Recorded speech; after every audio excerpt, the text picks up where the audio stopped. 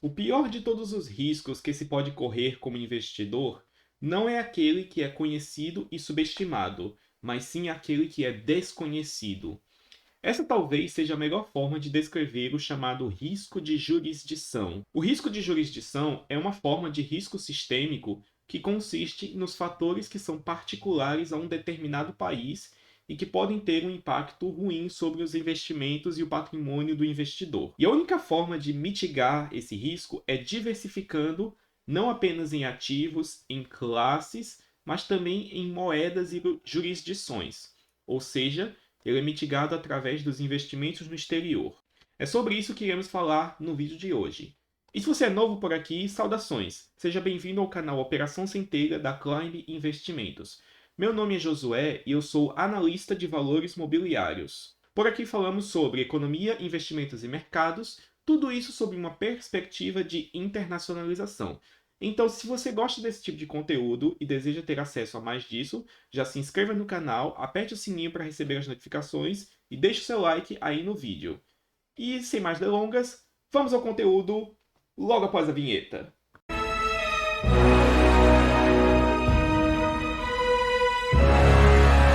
O risco de jurisdição consiste na possibilidade de que algum fator que seja particular a um determinado país venha a causar um impacto muito negativo sobre os investimentos e sobre o patrimônio dos investidores.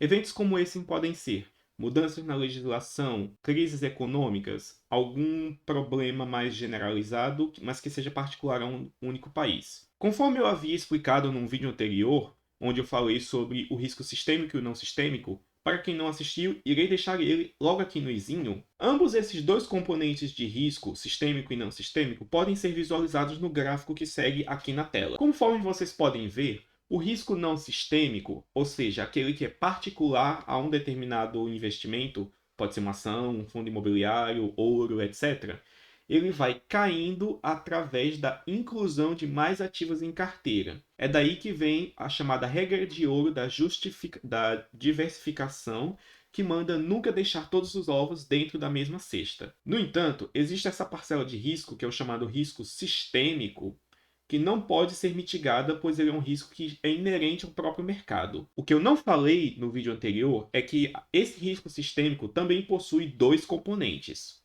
E esse risco sistêmico, ele é uma forma geral de falar. Porém, o risco de jurisdição que eu mencionei na introdução desse vídeo pode ser atribuído também a esse risco sistêmico.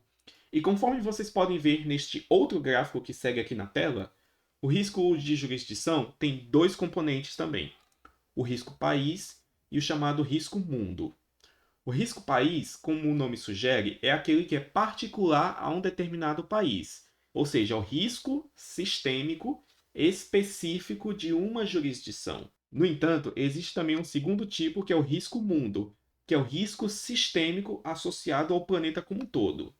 E esse segundo tipo não pode ser diversificado de nenhuma forma, a não ser que alguém por aí invente viagem para outros planetas e comece a ter mercados financeiros fora da Terra. Mas enquanto isso não acontece, o risco mundo não será diversificável e não pode ser mitigado. No primeiro gráfico que eu mostrei nesse vídeo, pode-se ver a linha vermelha que mostra a queda do nível total de riscos que ocorre com diversificação. Só que ela para justamente naquele risco país e no risco mundo. No entanto, ao diversificar em mais países, pode-se mitigar também e fazendo aquela curva de riscos descer ainda mais, e no limite você chega até o mínimo nível de risco aceitável, que é o chamado risco mundo. Isso ocorre ao ter investimentos sediados em outros países, locais como Estados Unidos, Irlanda, Japão e até criptomoedas, que também têm um efeito semelhante a fazer isso. Mas bom, eu falei muito sobre risco mundo, risco de jurisdição e etc, porém o risco de jurisdição ele não se dá apenas de uma única forma, pois de fato ele se mostra em três facetas diferentes. O risco de jurisdição ele não é mensurável, porém ele possui três componentes distintos que podem se manifestar em proporções diferentes sobre os investidores e sobre os mercados. E eles são o risco monetário, o risco político e o risco regulatório. E é sobre isso que eu falarei nessa seção aqui do vídeo. O risco monetário ele consiste na desvalorização da moeda. Isso pode ser causado por dois fatores, que é depreciação cambial e alta na inflação. Para os propósitos desse vídeo, eu utilizaria a definição de inflação conforme citado pela Escola Austríaca de Economia, que é: inflação não é o aumento generalizado de preços numa economia, mas sim a queda no poder de compra causada por expansão de base monetária, ou ainda pelo descompasso entre a oferta de moeda e a demanda por essa moeda. E conforme vocês podem ver no gráfico que vai aqui na tela, o real é uma moeda que vem sofrendo bastante com o monetário, que é um componente do risco de jurisdição. Nesse gráfico aí, vocês podem ver o inverso da taxa de câmbio. O inverso da taxa de câmbio consiste em não falar quantos reais são necessários para comprar um dólar, mas sim quantos dólares são necessários para comprar um real. E conforme vocês podem ver, desde alguns anos para cá, essa taxa só vem caindo, o que significa que o real está se depreciando contra o dólar. Uma parte disso é causada sim por uma alta inflacionária, já que o real é uma moeda que tem uma tendência a ser inflacionada mais rápido do que várias moedas, mas também tem um componente de desvalorização externo a isso que se reflete na taxa de câmbio. E muito disso vem pelo fato de que o dólar acaba sendo como um termômetro do risco Brasil, que é uma das facetas do risco de jurisdição. Sabendo que o risco monetário existe e que, especialmente no caso do real, ele é muito elevado, deve-se ter uma forma de se proteger contra ele. E para isso só há uma saída, que é diversificar em moedas, ter patrimônio em euros, dólares ou até em outras moedas que não são correntes, como o ouro e o ouro digital, que é o Bitcoin. Essas moedas, elas são mais fortes, primeiro porque elas são inflacionadas a taxas muito menores. Nesse ano de 2020, o CPI, que é o índice de inflação estadunidense, equivalente ao IPCA brasileiro, está em torno de 5% na data em que esse vídeo está sendo gravado. Isso é um valor, e 5% para padrões estadunidenses é algo muito fora da média. No entanto, para padrões brasileiros, isso é a mais estrita normalidade e às vezes é até um pouco abaixo do que se esperaria. A mesma coisa pode ser dita do euro. No entanto, essas duas moedas, além de se inflacionarem a taxas muito mais lentas, elas também são moedas que são muito mais amplamente utilizadas ao redor do mundo, que são utilizadas em exportações, em contratos entre empresas de países diferentes e etc. E por causa disso, a demanda por essas moedas é muito maior. Então, não só a desvalorização é mais lenta, como é menos provável que elas vão continuar se depreciando a taxas elevadas, o que a torna reservas de valor capazes de preservar mais o poder de compra quando comparadas ao real. É claro, dólar e euro também têm vários problemas. No entanto, é inegável que elas são superiores ao que temos aqui no Brasil. E como se pode acessar essas moedas? A forma mais fácil é através das bolsas de valores e dos mercados financeiros, especialmente aqueles sediados nos Estados Unidos. Apesar de serem um mercado de um único país, ele é de longe o maior mercado do mundo, e a partir dele é possível acessar muito facilmente as economias de basicamente todo o mundo. Além do componente monetário do risco de jurisdição, existe um segundo que é muito importante, que é o chamado risco político. Independentemente de qual seja sua afiliação política ou sobre o que você pensa do governo atual, desse ou de outro país, é inegável que eles sim exercem influência sobre a vida e sobre a economia. O risco político consiste na possibilidade de uma ação estatal causar prejuízos negativos. E de todos os três componentes que eu irei falar durante este vídeo, o risco político é aquele que é provavelmente o mais imprevisível, pois é literalmente impossível saber o que é que políticos vão pensar, o que é que eles vão fazer, e ainda mais impossível do que isso é saber o efeito que isso terá sobre nossas vidas. No caso brasileiro, nós temos um exemplo que é emblemático e que está engravado na mente de muitas pessoas, especialmente aquelas mais velhas, que é o que vocês podem ver na imagem que segue aí na tela. Durante o governo Collor, a situação econômica estava muito ruim, o que motivou um confisco de poupança que aconteceu quase que da noite para o dia, pegando muitas pessoas de surpresa. E esse daí é um exemplo clássico porque não havia nenhum precedente histórico para isso e ninguém imaginava que isso poderia acontecer.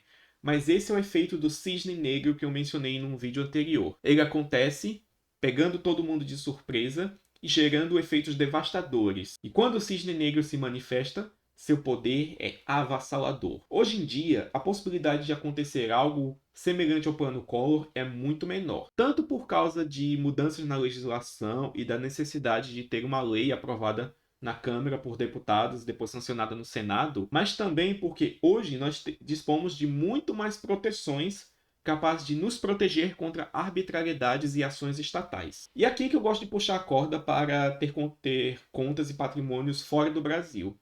Por quê? Se o Plano Collor viesse a acontecer hoje e você que me assiste agora tivesse uma conta em dólares sediada, por exemplo, nos Estados Unidos, seria muito difícil para qualquer governo colocar a mão lá. Porque para poder agir na jurisdição de outro país, ele ia ter que pedir autorização ao poder judiciário do país de lá. Então imagine a seguinte situação. Imagine que o Collor estivesse vivo hoje em dia e quisesse botar a mão no dinheiro da galera de novo. Só que aí ele se depara com uma classe de pessoas um pouco mais ricas, é claro, que tem muitos milhões de dólares depositados nos Estados Unidos. Para ele tentar colocar a mão nessa grana, ele ia precisar protocolar um pedido, traduzi-lo para o inglês, mandar lá para uma corte estadunidense, de preferência uma sediada no estado onde o banco onde está custodiado esse dinheiro fica.